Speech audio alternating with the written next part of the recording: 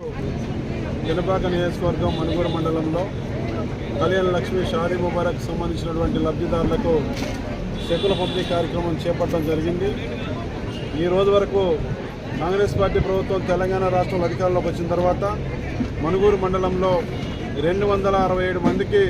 2,67,30,000 రూపాయలని మనం కళ్యాణ లక్ష్మి షాదీ ముబారక్ ద్వారా అందించడం జరిగింది. ఈ యొక్క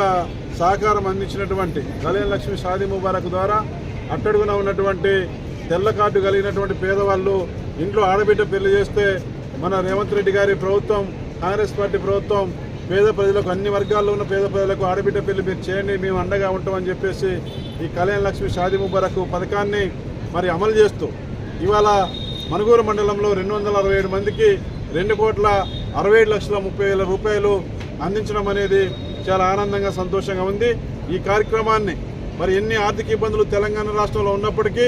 ఏమాత్రం కూడా మరి ఇవాళ ఆర్థిక ఇబ్బంది, ఆర్థిక లోటు ఉన్నప్పటికీ ఏమాత్రం కూడా వెనకడికి వేయకుండా మరి అట్టడుగున ఉన్నటువంటి పేద వర్గాల్లో కుటుంబాల్లో ఆడబిడ్డలకు పెళ్లి చేస్తే